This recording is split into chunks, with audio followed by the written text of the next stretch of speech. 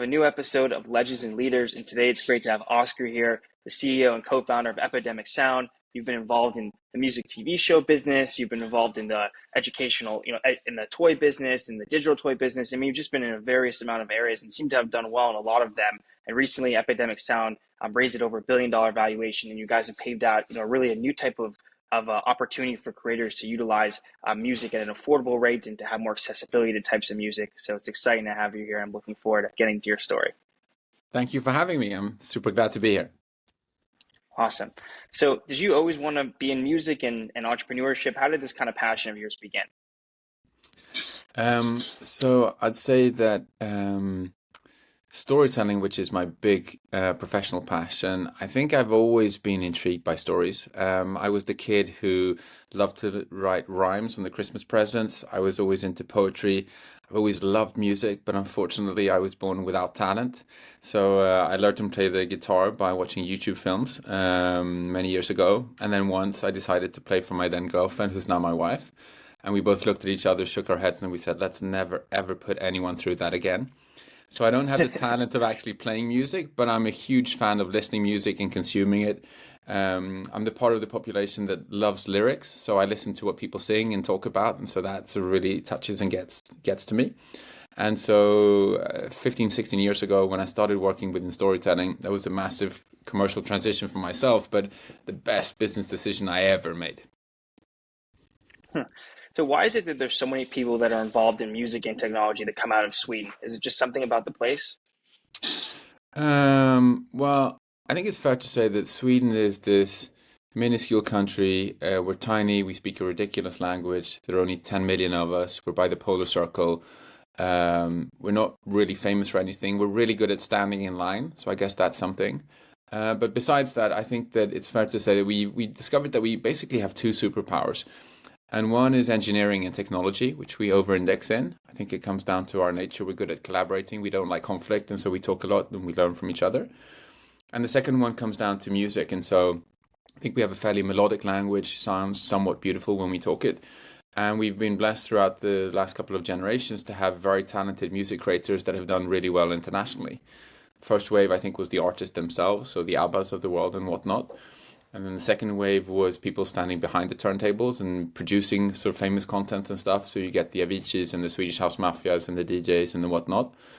And then on top of that, you had the third wave, which was music meeting technology. So you have Spotify, you have SoundCloud, you have X5, you have us and others. And so I think it's a long tradition of paying it forward and sort of having a tight-knit hub, a community where you share and you can hire from each other and getting to critical mass. So similar to how Finland has gaming, I guess. Sweden very much is technology and music, and so we try and help each other out. If you're small, you need to sort of need to hustle a bit and help out. So that's how we roll. Awesome. How did you come up with the idea for the Fifth Element, the subsidiary of Zodiac Media? Where did that kind of come from, and how did you get it going?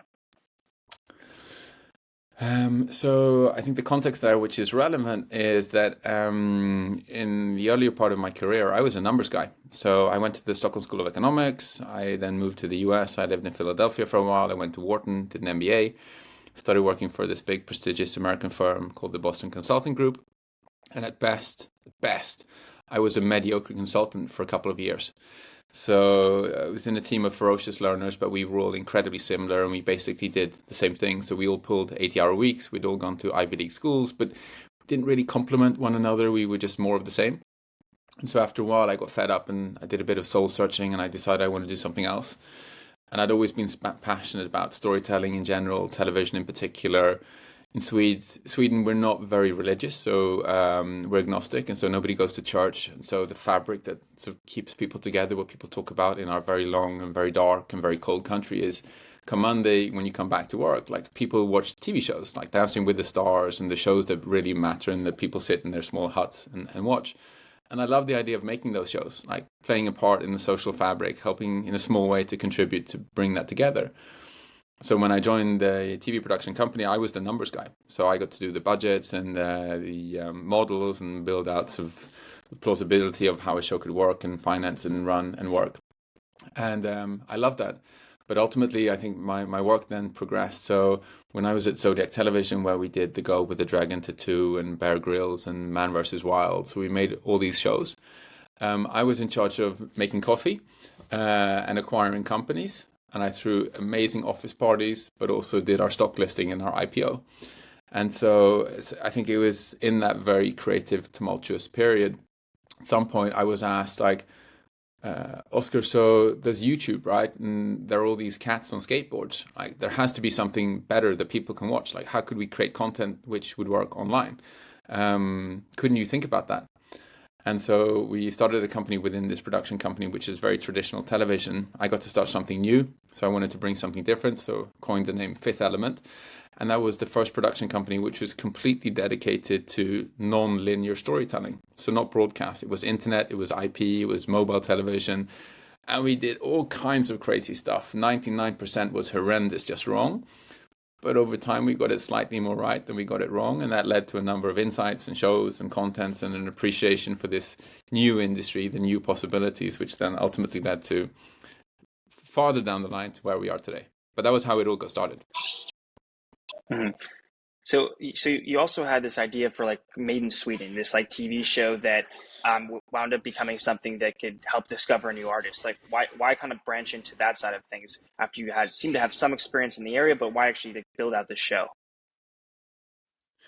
Well, I think that a couple of things which happened. I think that in hindsight, your choices make a ton of sense. But when you're in the midst of it, less so. So in hindsight, I can see that Epidemic is the sixth company that I've had the privilege to build and be a part of. They've all been somewhat successful. So we've done TV production, we've done gaming, we've done podcasts, we built one of Europe's largest multi-channel networks. We built Epidemic, we built Fifth Element. We also made a TV show called Made in Sweden. And they all have storytelling in common, but what they all were is basically excursions. And so I have this idea that you have two different kinds of work. So some jobs you learn, some jobs you earn. And what I mean by that is I'm 45 now, but the first 10, 15 years, like I was hell bent on just learning stuff and testing as much different things as humanly possible. And so I knew that storytelling was my thing, but I wanted to learn as much as possible around the adjacent businesses around storytelling, around music, gaming, casual gaming, multi-channel networks, linear storytelling, non-linear, mobile business models, traditional business models, film financing, film production, editing, everything in that area. And so if you take a step back, you see that everything that I did was scattered around sort of these areas of interest for myself. And so Made in Sweden was the premise that, okay, so I think the analogy we used back then was the one of the cuckoo's nest. And so I'm not a biologist, so correct me if I get this wrong, Ben, but our thinking was that there's something interesting if you look at like a cuckoo bird. And from what I've been told, the cuckoo bird lays its egg in another bird's nest and it hatches, and that bird feeds the cuckoo egg as well as its own egg, and you feed off the flow of food. And we thought that that was interesting, and there was an analogy to primetime television, because primetime television attracts millions of people around a set-top box, and they all watch the TV show. And we thought that what if we could put artists in front of primetime watchers? What if we could think about artists also almost like a cuckoo's nest? So we put artists in front of millions of people primetime, we package that into a show, and we see if we can use television as a new way of launching artists. This was a long time ago, so this was before Idol or America's Got Talent or all those shows. So this was maybe a precursor to that. And we found out it worked. It was a great way of launching artists and careers and catapulting talented musical creators and eventually artists to become household names around Sweden. And we learned how that worked. We learned the pros and the cons, and we took those learnings and we put them in our intellectual rucksack. We did the same with Toca Boca. We did the same with Zodiac Television. We did the same with United Screens. And then it all came together because we ultimately knew that we wanted to work specifically in music. So I'd say that all of those 5 companies were basically dry runs in order to understand the dynamics and the compelling offering, which eventually became Epidemic. How did you meet all the different co-founders of Epidemic? Was it just kind of along the way with the different businesses you were in? Like, how did that come together?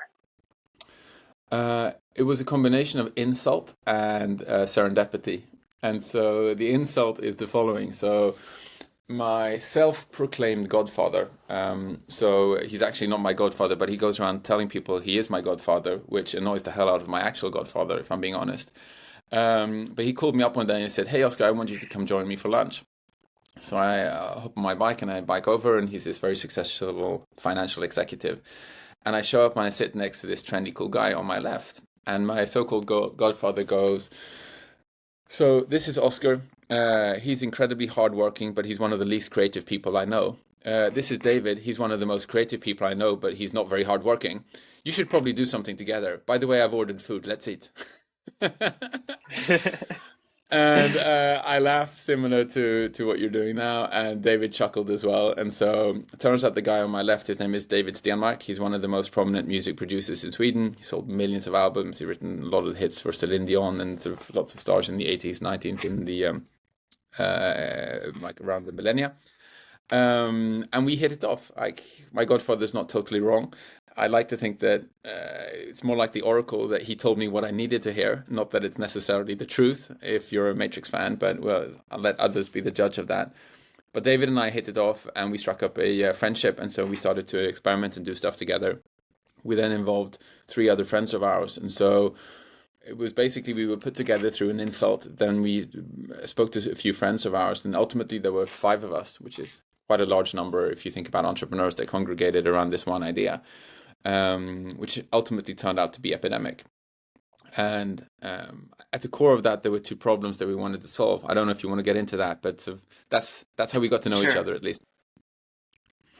Okay, so once we hit the ground running, because we had identified two problems, which turned out to be different sides, but of the same coin. So from my perspective, together with my co-founder, Zach, we came from TV production, and we were making TV shows at scale. And as I said, we were starting to make TV shows which were destined not just for television, but for online, YouTube, and other platforms. And we stumbled upon this really central yet super annoying problem, which was that adding music to content is absolutely crucial. So content without music is the equivalent of food without taste. Like, it becomes bland, it's empty calories, it's definitely not memorable, and it's absolutely not unforgettable. Yet the process of finding music, synchronizing music, paying for music, tracking music was completely broken. It was such a painful process. It was deeply litigious. There was no technology, no support. You filled out something called music cue sheets with pens and papers. There was split ownerships. You didn't know who you had to pay for what right. Everyone was suing everyone left, right, and center, and we were terrified. And we took issue with that, and we said that, like, wouldn't it be great if we lived in a world where adding music to content was a delight, like something you look forward to, that adds like umami to your food, it's taste, it's beautiful, it's fun, suddenly your story comes to life. Like, why don't we live in that world? So that was one problem that we wanted to solve for. And then David and our friends on the other side, so at that point it was a guy called Per Åström and David Stenmark.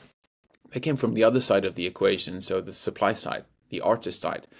And they were musicians and music producers, and their reality was the inverse, in the sense that music was this beautiful business model on paper, because you have something called royalties. And the idea is that, like, the more popular a song becomes, the more royalty that song accrues. So the idea is that you laugh together and you cry together. Like, the incentives are great.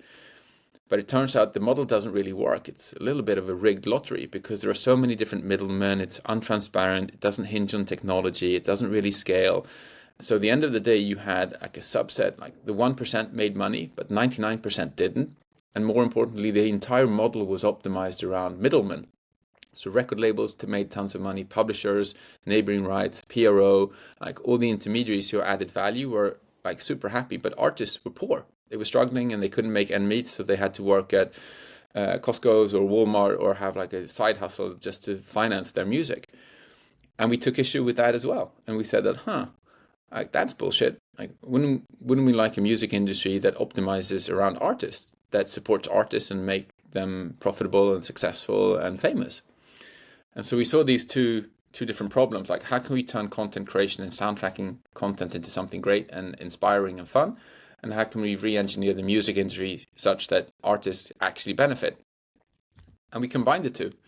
And the internet was basically the forcing function that brought it together, because given what we'd done, like Fifth Element and Zodiac and stuff, we kind of early on saw that, okay, so odds are the internet is this text-centric medium right now, but the user interface is probably going to change. And we said that we bet that it's going to be pictures in a while, and this was pre-Instagram. And then we said over time, we think that the UI of the internet is going to be video, because, well, for two reasons. One, video carries more information, so it's a more efficient way for our species to communicate with each other. And two, video can carry both information, but it can also carry emotion, because if you can add music, you can add feelings to something, it's much more productive way to communicate than text or pictures. And so the bet was that the internet was going to be this video-centric medium, so going forward. And we said, so that's cool. What if we get to be the company that can soundtrack the entire internet? If the world goes video and the internet is this video forum, wouldn't that be a super cool story to tell future grandkids, that we got to soundtrack the internet? We unleashed creativity to our generation's biggest collective achievement. We took our species' oldest trait, which is storytelling, the art of creating fire and building civilizations. We ushered that into the 21st century by democratizing access to tooling and music and soundtracking, and making the internet not just empty calories, but best case or worst case memorable, best case unforgettable. Like that was the vision, that was the idea. Let's see if we can soundtrack the internet. And so that's us 15 years ago. So how did you initially get artists? Like, were there just artists in the area that you had relationships with, and you said, "Hey, we're going to pay you a little bit. Here's the split. Now come on our platform." Like, how did you start to build out that side of things? Because it's kind of chicken and the egg to get users. Yeah, that's right. Well, I think that the first thing that we did was super provocative. So we placed this massive contrarian bet 14 years ago, because we said the following. We think that the underlying architecture of the music industry, the traditional music industry, is one of representation. And the best way to explain that is that think of a track, like a music track, and you can almost think about it as a cap table, right? And so there are shareholders in every single track. And then in the traditional music industry, the shareholders are, there's the performing artists, studio musicians, producers, there are record labels, publishers, PROs, neighboring rights organization, like there's a management team involved there somehow. And they all hold percentage points in the cap table. So they're all shareholders. But there are a couple of important distinctions. One, nobody is a majority shareholder. Two, they all have veto rights. So unless they're all happy, like all deals are off and nobody can use this track and synchronize this track or you play it commercially. And three, they typically hate each other with a vengeance. And so they have very little incentives to get along, because everyone feels poorly treated and underpaid and undercompensated. So as a consequence, that model didn't work, because nobody was willing to take the financial risk to build the infrastructure, the technology to scale that opportunity, because nobody owned the IP. And so nobody had the incentive to take the massive cost. So our huge contrarian bet was, what if we do the unthinkable? What if we offer to buy 100% of the rights so we can control the rights? In that way, we'll have to come up with a new way to compensate the artists. But if we own all the rights, we could then turn our gaze towards the storytellers, the customers, the content creators, and we can say, you know what? You can use our music wherever you want, in whatever commercial context you want, because we actually own 100% of the right. We can warranty you will not be sued. There will not be any takedowns. You don't have to fill out music reporting. We don't care about cue sheets. As long as you pay our subscription, you're golden. So that was a big contrarian bet. And we put that to artists and we said that, look, we're going to put our money where our mouth is, because the vast majority of the music industry back then was such that artists didn't get paid for tracks. Like everyone was being sold this idea that because there's royalty, because there might be a pot of gold at the end of the rainbow, I'm not going to pay you to make music. You should do that speculatively for free. And if there's royalty, I'll take 80% of it and 20% might trickle down to you. And when we entered the game, we said, let's take a very different approach. Like, let's pay people up front for the tracks. We'll take the financial risk. We'll pay them regardless. So we pay on average about $5,000 per track now. And we said that even if this track is never heard by a single soul, the risk is on us. We don't want you to speculate. We want you to only do what you're really good at. We'll take the risk. And so step one was we started paying fairly. And that was the equivalent of I don't know if you're into soccer. I can't really make this into an American sports reference because I struggle with European sport references. But it's basically the equivalent of asking like a music creator, like, do you like football? How about if you're allowed to train with the world's best soccer player and we'll pay you $5,000 every time you show up for practice? Because my co-founders were legit some of the best music producers in the world, and people would typically pay money to get access to them. We were now turning that around, saying that we'll work with you, we'll coach you, we'll help you out. We need to build out our catalog. We needed to reach 5,000 tracks quite quickly because that was the tipping point of where we actually had some kind of a legit offer. So we put our money where our mouth is, and we put our expertise where our mouth is. And that was just a great offering for music creators because nobody got to sort of train with these guys. Nobody was being paid up front. Over time, as the business scaled, we got to massive distribution. So nowadays, if we put a track on Epidemic, it reaches our generation's most prolific storytellers like this. You get hundreds of millions of listeners to your music like this. We spread it across the entire internet in a matter of seconds. And so now people fight to get their music on our platform. And so the tables have turned. But to your point, in the early days, it was about put our money where our mouth is, put our expertise where our mouth is, take the financial risk, build out the ecosystem, build something worth investing in. So how do you determine what's a great track for Epidemic? Like, I think you have like 40,000 tracks, 90,000 side effects, sound effects. Like, how do you kind of determine what's the best one here? Is there a process to it? Yeah, so there's definitely a method to the madness. And I would argue, I love this expression, see how it translates to English, but if you borrow $1 million from the bank and you default, then you have a problem that you need to solve. However, if you borrow $1 billion from the bank and you can't pay it back, the problem becomes so big. Now the bank has to solve it on your behalf because otherwise they'll default.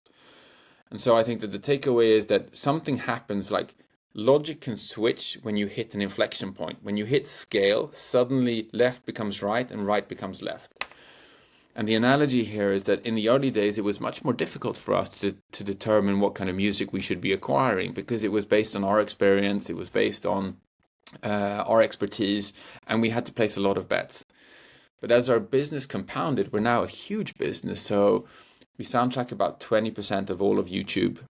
We reach about 2.5 billion people every single day across TikTok and YouTube alone. And so in terms of our vision trying to soundtrack the internet, we've come a decent way, if I'm being honest. And so the flip side of that is we get tremendous amounts of signal. So every single day we interact with a quarter of the globe's population, so 2.5 billion people. And we can collect that signal and we see what the internet sounds like. So we see what people are liking, what they're playing, what they're skipping, what they're adding to their playlist, what they're listening to on Spotify, on Deezer, on Apple, what's being used in the YouTube films. We also see in our own services, what are people playing, what are they downloading, what's the ratio. And when you aggregate all that, we can see the matrix and we see that, people in Boca Raton, they're searching for a specific kind of salsa beat, which they're not finding. They're searching for this. They're sort of upping that kind of music. They're disliking the stuff that we have. Like, this is a clear signal that we need to improve this part of our repertoire. So we go to our user base of music creators and artists, and we say that we want to place this bespoke commission. This is what we're looking for. This is what you should make. And we do that on an industrial scale now. So hundreds and hundreds of tracks which are being made sort of constantly week in, week out. And so we now have a blueprint where we know what the internet sounds like, what people are looking for, what they're finding and what they're not. So we're now at that kind of scale where the tables have turned. Like, it used to be we had to tell the internet, this is what you should sound like. Now we can collect the signal and we know exactly what the world is looking for in South Korea or in Brisbane or in Tel Aviv or in Greenland. And we can make stuff so we make sure that we're providing the world with what they want. Just the last question that I have. So I think you guys recently raised like a $500 million round at 1.4 billion. What was the purpose of taking in that much amount of capital? Like, what are some of the short-term and long-term goals that you have next for the Epidemic Sound business? So I think that if I were to summarize it in one word, I think it comes down to friction. We think that I think it's fair to say that we're in the middle of a Cambrian explosion now in terms of humanity and evolution. And so, like, between AI, democratization of content creation and content consumption, there's this huge opportunity to really help populate and proliferate our species' art of storytelling online. And in order to do that, we want to reduce the amount of friction so that we can increase the TAM and make more people creative and turn them into creators and also consumers of content. And the way we do that is by reducing friction. So we reduce commercial friction, language friction, musical friction, technical friction, creative friction. And so like building out our offering, making sure that we can provide the right tooling, the right insight, the right data sets to the right creator in their right workflow. That's what it's all about. And so we're now accelerating our endeavors in this direction. And so launching tools in terms of suggesting music, personalizing recommendations, adapting tracks, deploying AI to use music, to find music. We launched something quite recently called Sound Match, where if you just provide us like with your video asset, we can index basically every single piece of video that we've ever soundtracked before. We know exactly what great sound sounds like, what's a good soundtrack, what are the sound effects you need. So if you provide us a video, this is a dune buggy, this is the desert, we'll index every single video we've ever soundtracked before and say that these are the 25 tracks which are going to be most commercially successful if you want to launch this in North America with this kind of user group. So we're basically now selling insights, we're selling sort of commercial success, we're selling music, yes, but it's more. Like we're basically selling SaaS, as soundtracking as a SaaS. That's what we do. Yeah, that's fascinating. Well, look, Oscar, I appreciate you coming on. I think you have a great story, and you've created, a company that has such an amazing need and niche in this creator space. And the creator space is just growing so much. So I think you guys are going to continue to have a lot of success. And you have some smart opportunities you're looking at in the AI space, and understanding what fits is also really, really important. So I wish you a lot of success on what you do next with Epidemic Sound. Thank you so much for saying that and for having me on, Ben. And I'm super, super happy to participate and get to meet your listeners. So thanks.